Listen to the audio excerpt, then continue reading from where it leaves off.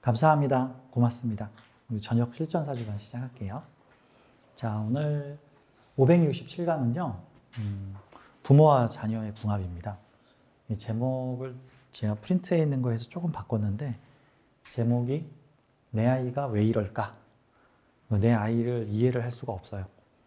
이런 내용이에요. 간혹 제가 상담하다가, 간혹, 자주는 아닌데, 가끔 뵙는, 어떻게 보면 또 이것도 되게 흔한 일인 것 같아요. 흔한 일. 어머니께서 사주 상담을 신청을 하시는데, 이제 가족 사주를 보시면 대체로 자식 관계를 물어보는 경우가 많은데, 근데 자식을 이해를 할 수가 없다. 내 딸을 이해를 할 수가 없다. 내 아들 왜 이러는지 정말 모르겠다. 라고 하는 내용들을 종종 만날 수 있습니다. 그래서 이게 이제 사주적으로 그런 내용들이 좀 나올 수 있는가에 대해서 오늘 좀 설명을 드려볼게요.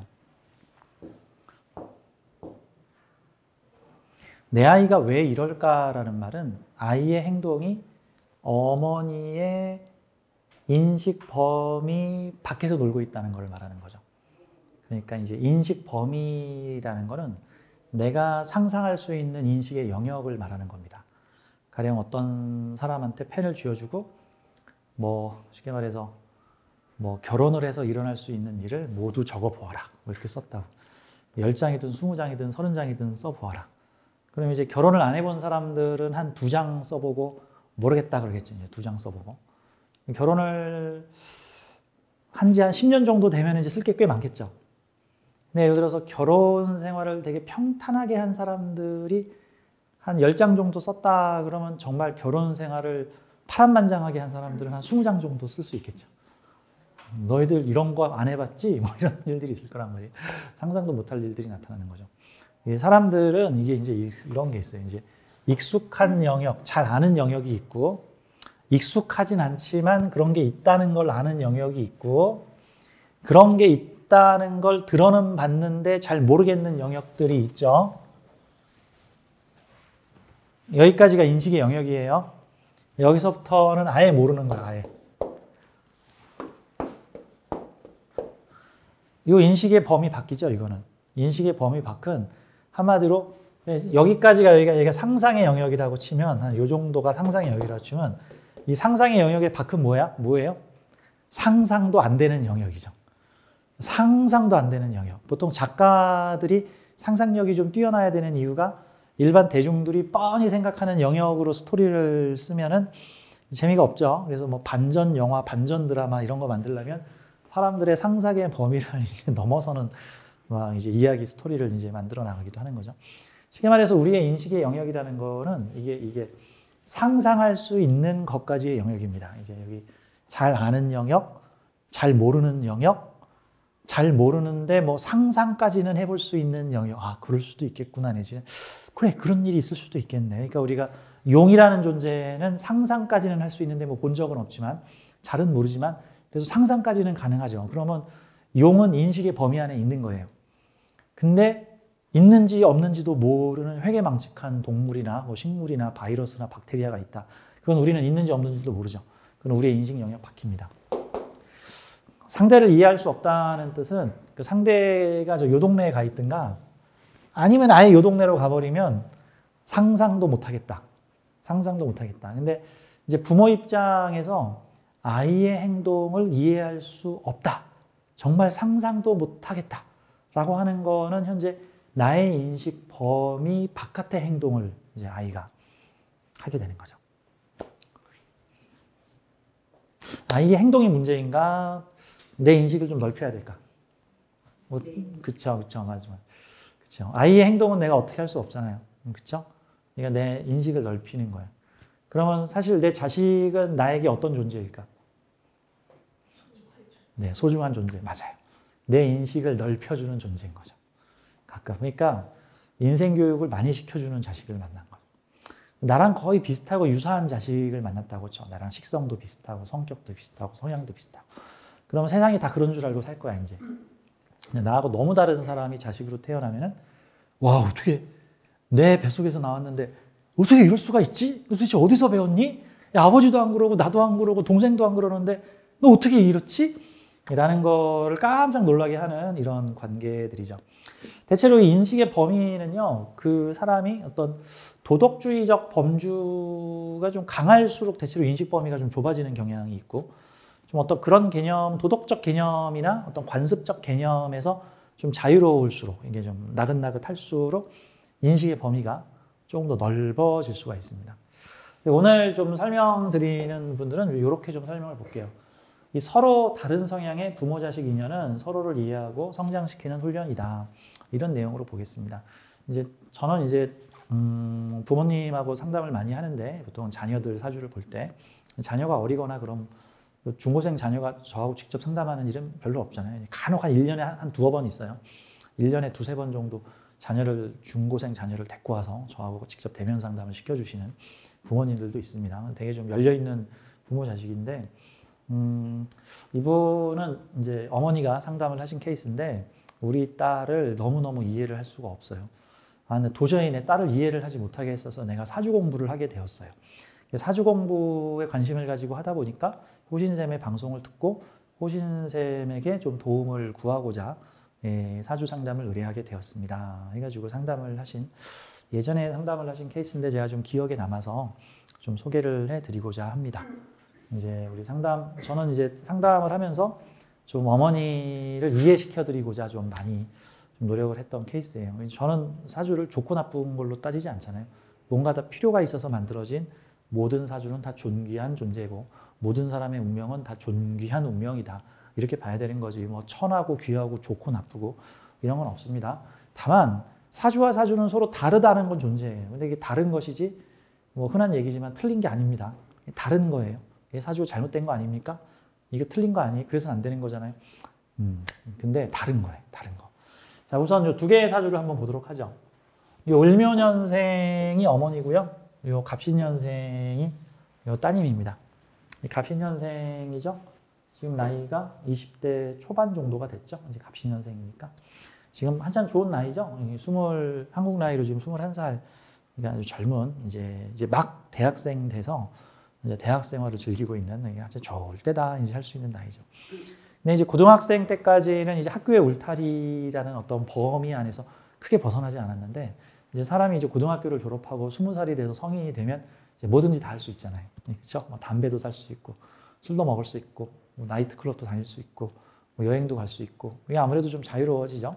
그러다 보니까 이제 사춘기라고 하는 정서적 독립에서 이제는 제2의 성장이라고 하는 이제 물리적 독립까지도 이제 서서히 이루어지기 시작하는 관계입니다. 자, 이거를 좀 사주적으로 한번 살펴보죠. 영혼적으로 보자면 그 사람들의 인격은요, 한 70%, 80% 정도는 태어날 때 이미 어느 정도 만들어져서 태어나요. 나머지 20%, 30% 정도가 이 생을 살면서 이제 후천적으로 더 씌워지게 됩니다. 그 성향이 후천적으로 더 씌워지는 거죠. 그리고 이번 생의 삶에서 얻어진 인격들은 다음 생의 삶에서 또 그 흔적이 남아서 영향을 미쳐요. 그러니까 마치 첫 번째 삶에서 하나의 인격이 만들어지고 두 번째 삶에서 또 하나의 인격이 만들어져서 세 번째 삶에서는 이 두 개의 인격을 기본 디폴트 값으로 가지고 또 새로운 인격을 만들어내고 한 10번째쯤 태어나면은 10개의 그동안 살았던 인격들이 합쳐진 종합 인격과 또 그 삶에서 만들어지는 11번째 인격을 또 통합시키죠. 근데 하나의 삶에서 한 개의 인격만 만들지는 않잖아요. 제가 낮 시간에 잠깐 페르소나에 대해서 얘기를 했는데 이 페르소나는 우리가 하루에도 몇 번씩 만들어내는 그 즉석 인격들이에요.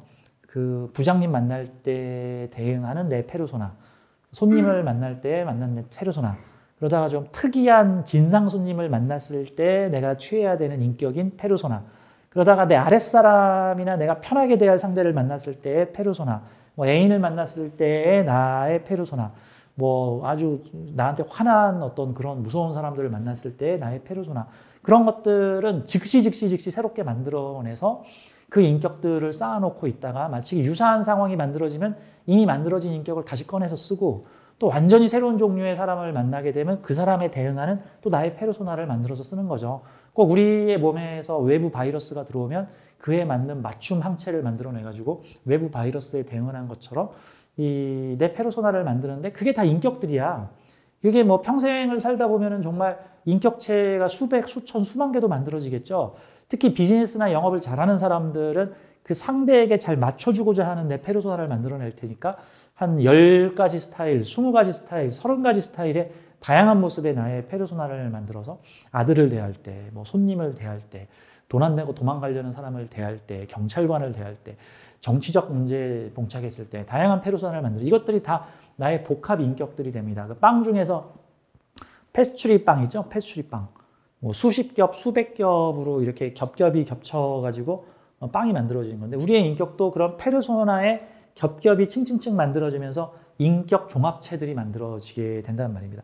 그러니까 우리가 하나의 삶을 살면서 만들어지는 생각, 느낌, 기억, 뭐 추억, 경험 이런 것들을 통해서 우리의 인격이 후천적 인격이 만들어지게 되고 이 후천적 인격은 우리의 무의식에 쌓여있는 그동안의 선천적 인격들과 서로 융합이 되면서 나의 인격이 만들어지게 되는 거죠. 그러니까 보수적인 집안에서 태어났으면 후천적으로 보수적 인격이 만들어질 가능성이 높지만 그 영혼이 선천적으로 되게 개방적 인격을 가지고 있는 사람이었다면 아무리 보수적인 집안에서 보수적인 교육으로 눌러도 그 보수적인 환경에서 벗어나게 되면 곧 나의 기본보다 비중을 높이 가지고 있는 자유로운 어떤 성격들이 튀어나올 수도 있다라는 말입니다. 그러니까 사람들은 태어날 때부터 서로 달라요. 태어날 때부터 다릅니다. 저는 그 사람들이 다 사람의 모습을 하고 있지만 이게 인간의 모습을 하고 있지만 가끔 나는 사주를 보면서 머릿속에서 동물이 떠오릅니다. 동물. 그러니까 이런 거죠. 이제 가끔 우리 동물의 왕국 같은 그 다큐멘터리를 볼 때 뭐 그런 거 있잖아요. 개구리가 이렇게 딱 있는데 옆에 뱀이 스르륵 스르륵 지나가. 그럼 우리는 그걸 보면서 야 개구리 빨리 도망가. 지금 옆에 뱀이잖아 뱀. 그러고 있는데 요 개구리는 그냥 가만히 있다가 갑자기 뱀이 기습해가지고 탁 덮치면 꽥 하고 죽는단 말이죠. 그게 이제 뱀하고 개구리처럼 생겨 있으면은 딱 봐도 저 뱀이 개구리를 잡아먹겠구나 이렇게 알겠는데 만약에 그 둘이 사람이라면 근데 그 내부의 본질이 얘는 개구리고 얘는 뱀이야. 그러면 좀 있으면 얘를 막 해칠 수도 있겠죠. 근데 똑같이 사람의 모습을 하고 있으면 그 개구리가 도망가지 않은 이유는 걔가 뱀으로 보이지 않고 같은 개구리로 보인 거야. 사람과 사람인 거죠. 그러니까 우리는 모두 사람의 모습을 하고 살아가고 있지만 사실 누구는 뱀이고 누구는 개구리고 누구는 공룡이고 타조고 누구는 도마뱀이고 누구는 팔이고 누구는 몹이고 누구는 잠자리고 그런 거야. 그러니까 마치 이렇게 봐야죠. 캥거루는 캥거루다운 거고 개구리는 개구리다운 거고 코알라는 코알라다운 거고 치타는 치타다운 거죠. 그런데 치타가 코알라한테 너 왜 이렇게 느리냐? 너 그래서 어떻게 살래? 그럼 안 되는 거고 코알라가 치타한테 넌 왜 이렇게 촐싹대냐? 왜 이렇게 빠르냐? 해야 되는 거. 캥거루한테 넌 왜 이렇게 팔딱팔딱 뛰어다니냐? 좀 얌전히 기어다녀라.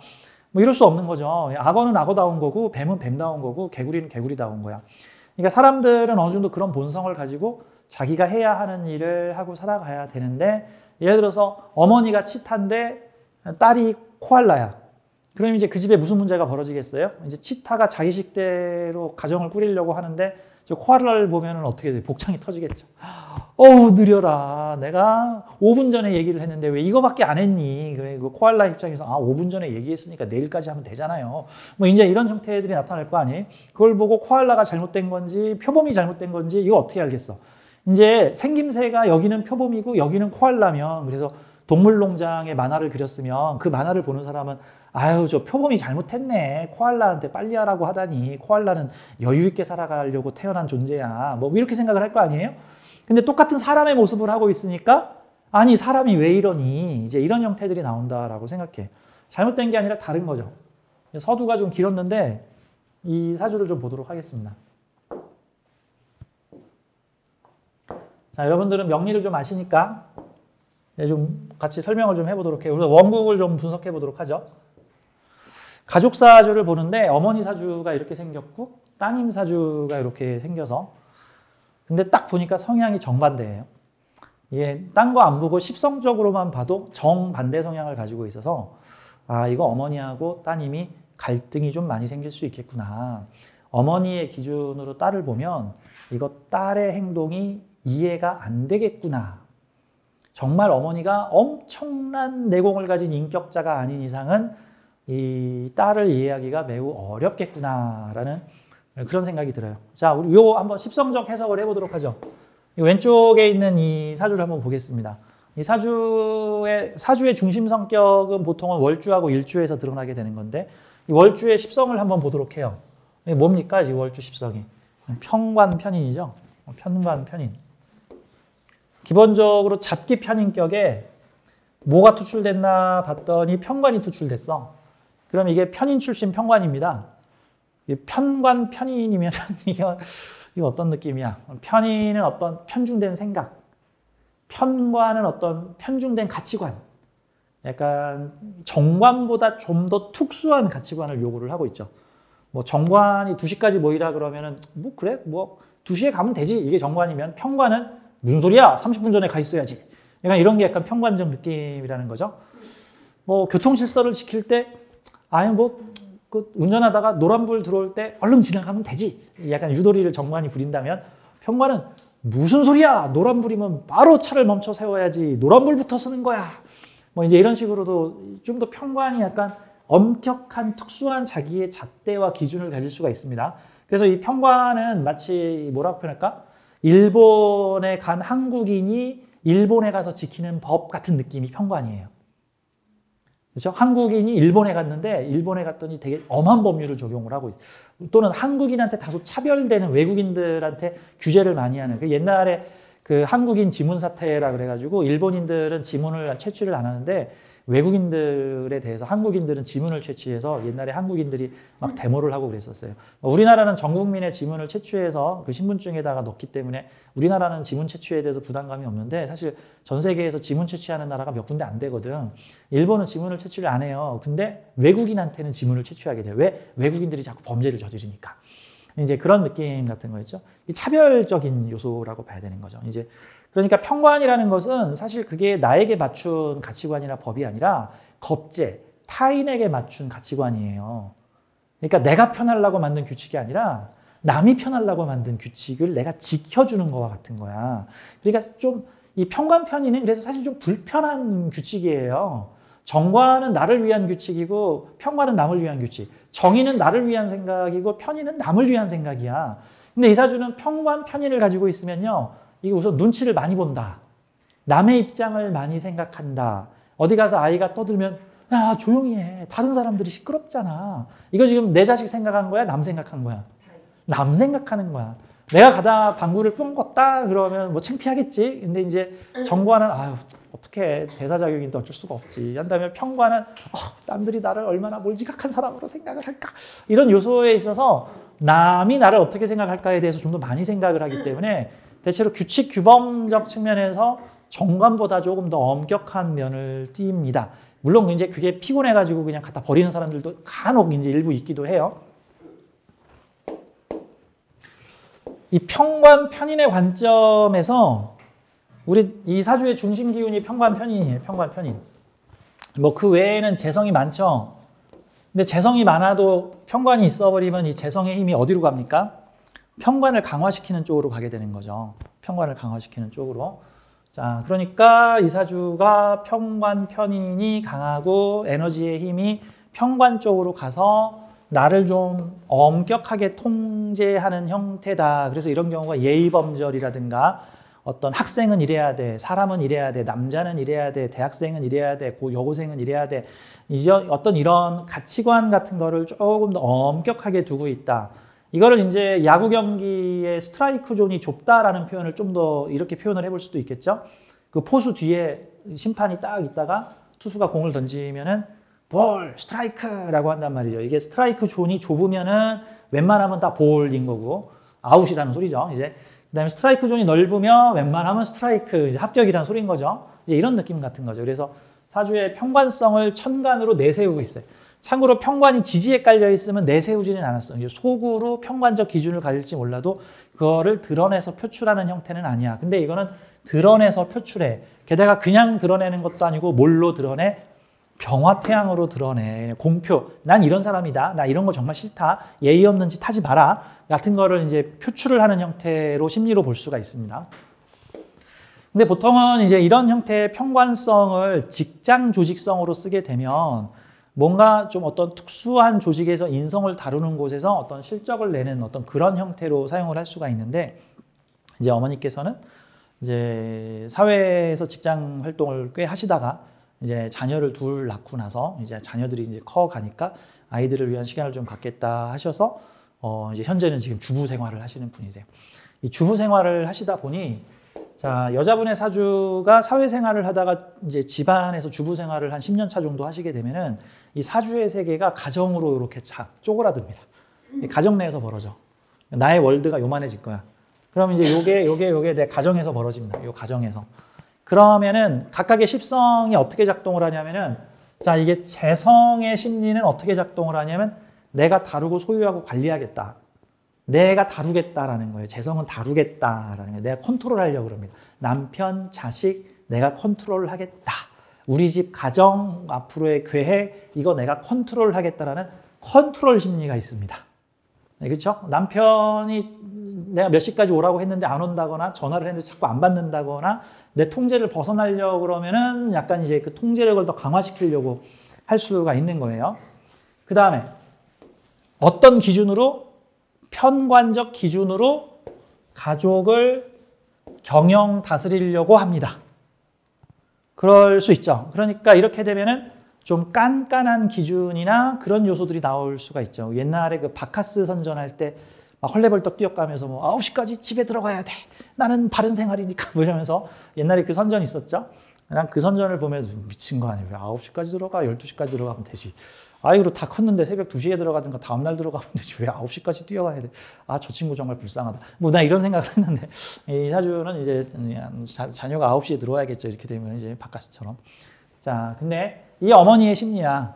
어머니의 심리인데, 이 따님의 사주를 좀 보도록 하겠습니다. 이 따님 사주의 중심 기운을 한번 보도록 하죠. 아, 죄송. 딸이. 딸이요? 예, 딸이. 제가 혹시 아들이라고 썼나요? 아, 죄송합니다. 예, 딸이에요. 네. 네. 예, 딸입니다. 예, 프린터가 잘못됐네. 여대생이에요, 여대생. 자, 이 사주의 중심 센터인 월주를 한번 보도록 하죠. 자, 이 사주는 월지 겁재격에, 그러면 사주의 핵심 자리를 겁재가 차지를 했네. 그럼 겁재 심리가 강하게 있겠네요. 그 다음에 사주에서 가장 많은 오행이 뭔가를 보니까 비경겁재네요. 사주의 비경겁재가 매우 강하면은 내 뜻대로 살아가겠다.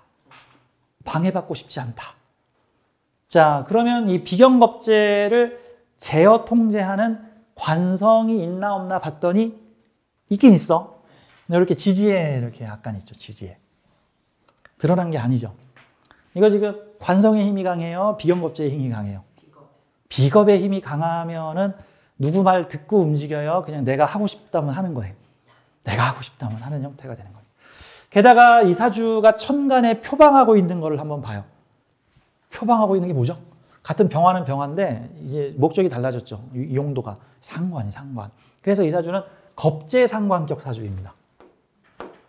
자, 지금 겁재상관격 사주의 모토가 뭐겠어요? 겁재! 나는 할 수 있다. 상관! 무엇이든 꺼리낌 없이 내가 하고 싶은 걸 하겠다. 아무도 날 말리지 마라. 인신충으로 내 행동을 통제를 한다면 뭐 듣기는 하겠지만 인신충으로 튕겨내겠다. 뭐 이런, 뭐 누가 이기나 보자잖아. 인신충이면 저기 누구 힘 세나 보자. 근데 지금 누구 힘이 세? 목의 기운이 세잖아. 지금 이게. 그러니까 이 정관이 충을 하면 뭐 얘기를 하면 듣기는 하겠지만 할지 말지는 내가 결정한다. 뭐 이런 형태가 되겠죠. 자, 자기 주관성과 자기 고집이 매우 강하고 기본적으로 사회적으로 드러내는 성향이 병화상관적인 내용이니까 내가 하고 싶은 일을 드러내서 공표하면서 하겠다라는 거죠. 이게 이제 임수상관이나 계수상관일 경우에는 아유 좀 안 봤으면 좋겠는데 하면서 드러내는 모습이라면 아유 뭐 굳이 보려고 하지 마세요 하면서 상관을 드러낸다 그러면은 병화는 어떤 거예요? 아 좀 봐. 아유 이거 하는데 왜 안 보는 거야? 아 좀 봐주세요. 아유 저 알아서 보든 말든 난 이거 다 공개할 거야. 다 공개할 거야? 이제 이런 요소들이 나올 수가 있겠죠. 내가 하고자 하는 일을 내가 자유롭게 하겠다. 그래서 이런 경우가 겁재상관격, 그 사람들과 어울려 언제든지 내가 겁재로 변해서 나는 상관적인 일을 할 거야 라는 측면입니다.